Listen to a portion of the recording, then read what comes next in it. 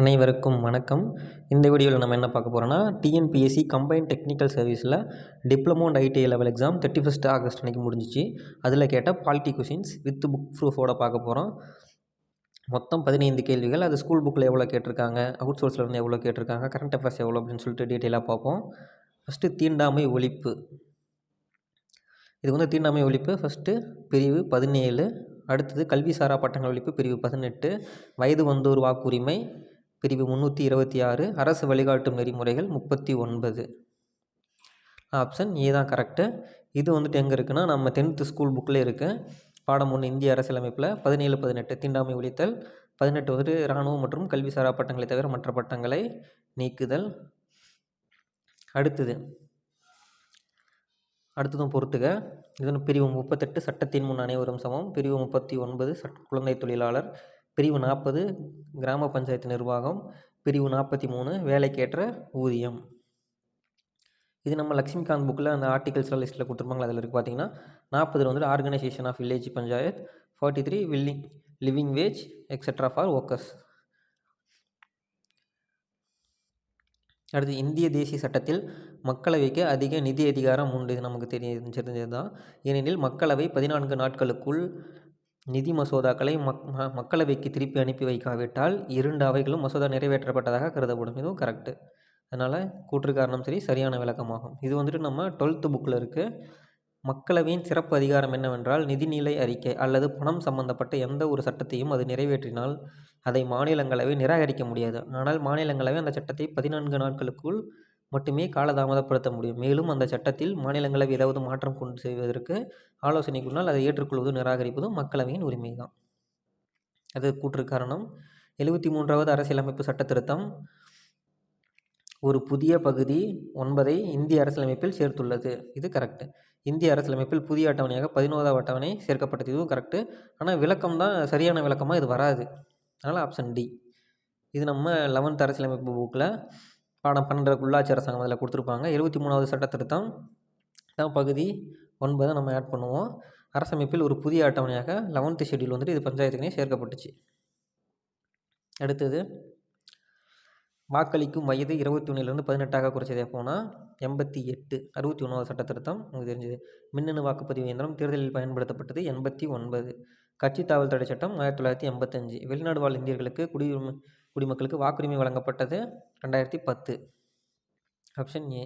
இது பார்த்திங்கன்னா நம்ம இதுவும் 11th ஸ்கூல் புக்கில் தேர்தல் மற்றும் பிரதிநிதித்துவம் இருக்கும். 61வது சட்ட திருத்தத்தில் தான் நம்ம 18லேருந்து 18ஆக குறைச்சிருப்பாங்க 21லேருந்து. அதேமாதிரி 1989 தான் இவிஎம் எலக்ட்ரானிக் ஓட்டிங் மிஷின் மின்னணு வாக்குப்பதிவு இயந்திரத்தை அறிமுகம் செஞ்சுருப்பாங்க. அடுத்தது இந்திய உச்சநீதிமன்றத்தினை பற்றி சரியான கூற்றுகள்.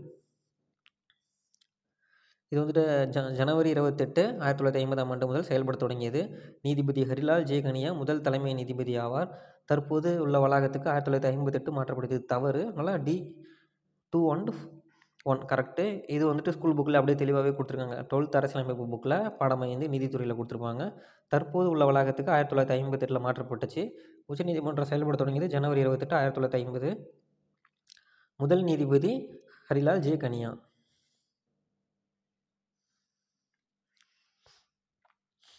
அடுத்தது மாநில கட்சிகளின் அங்கீகாரம். மாநில சட்டப்பேரவை தேர்தலுக்கான செல்லத்தக்க வாக்குகளில் குறைந்தபட்சம் 3% வாக்குகள் பெற்றிருக்கின்றது. தவறு. இது 6% வரும். 25 தொகுதிகளுக்கு ஒரு மக்களவைத் தொகுதி அல்லது சட்டப்பேரவைத் தேர்தலில் குறைந்தபட்சம் 2 தொகுதியில் வெற்றி பெற வேண்டும். இது கரெக்டு. மாநில சட்டமன்ற தொகுதிகளில் மொத்தம் 3% தொகுதியில் வெற்றி பெற வேண்டும். இது தவறு. அதனால் ஆப்ஷன் சி 2 முற்றும் சரி. இது நம்ம 7th புக்கில் பருவம் 3 பாடம் 2 அரசியல் கட்சிகள் இதில் அப்படியே டைரெக்டாகவே கொடுத்துருக்காங்க. இது 3மே பார்த்தீங்கன்னா இந்த பர்சன்டேஜ் மட்டும் இன்டர்சேஞ்ச் பண்ணிட்டாங்க. இது கரெக்டாக அப்படியே கொடுத்துட்டாங்க. இந்திய அரசியலமைப்பு உலகிலேயே மிக நீளமான அரசியலமைப்பு ஆகும். இது சரி. அரசமைப்பின் தூக்கமானது உண்மையில் 22 பாகங்களையும் 399 சட்ட உறுப்புகளையும் கொண்டிருக்கிறது. இது சரியான விளக்கம் தான். ஆனால் இவ்வளோ பாகங்கள் இவ்வளோ உறுப்புகள் இருக்கிறதுனால தான் உலகிலேயே மிக நீளமான அரசியலமைப்புன்னு சொல்ல முடியுது. நம்ம 10th புக்கில் கொடுத்துருப்பாங்க. உலகிலேயே அனைத்து அரசியலமைப்புகளினுடைய நீளமானது. இது வந்துட்டு ஸ்டார்ட் பண்ணும்போது 22 பாகங்கள் 395 சட்டப்பிரிவுகள் 8 அட்டவணைகளை கொண்டிருக்கும். அடுத்து 2003ஆம் ஆண்டில் குடியுரிமை திருத்தச் சட்டம் இந்தியாவில் தங்கியுள்ள நபர்களுக்கு இரட்டை குடியுரிமை வழங்க வழிவகை செய்துள்ளது. இது சரி. இது ஏனென்றால் உலகில் எல்லா நாடுகளிலும் இரட்டை குடியுரிமை உள்ளது அப்படின்னு சொல்கிறாங்க. இது வந்துட்டு தவறு.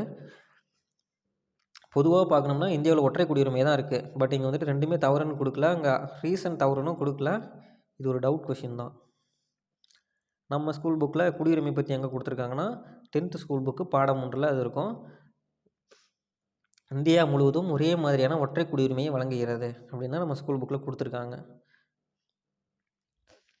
அடுத்தது தவறானது. இந்து வாரிசு சட்டம் இது தவறு. தகவல் அறியும் உரிமை சட்டம் இதுவும் தவறு. 2005 வரும்.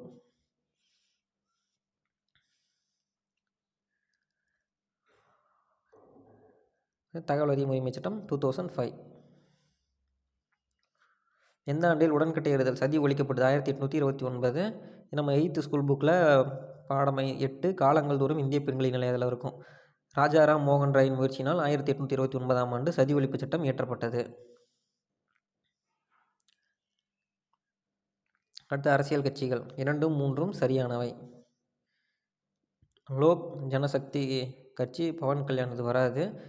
தேசியவாத காங்கிரஸ் கட்சி ஆலன் அக்டவன்யூம் இதுவும் வருது. ஐஎன்சி தான் வருவார். அதனால் 213 கரெக்ட்.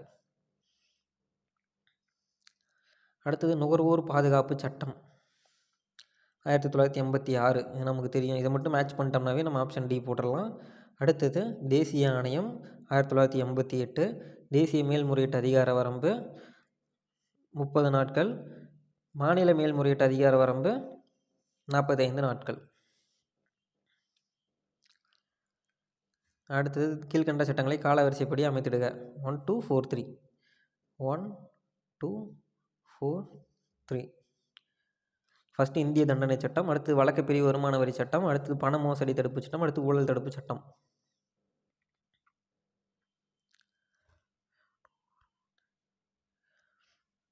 நர்மதா நதிநீர் பங்கீடு சிக்கல் மத்திய பிரதேசம், குஜராத், மகாராஷ்டிரா.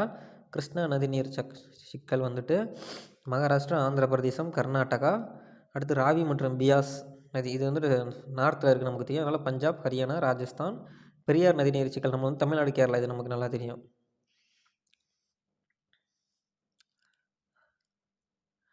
அவ்வளோதாங்க. மொத்தம் 15 கொஷின்ஸு. ஒரு 10 கொஷின்ஸ் பக்கமாக ஸ்கூல் புக்கில் இருந்து கேட்டிருக்காங்க. 5 கொஷின்ஸ் வந்து அவுட் சோர்ஸில் கேட்டிருக்காங்க.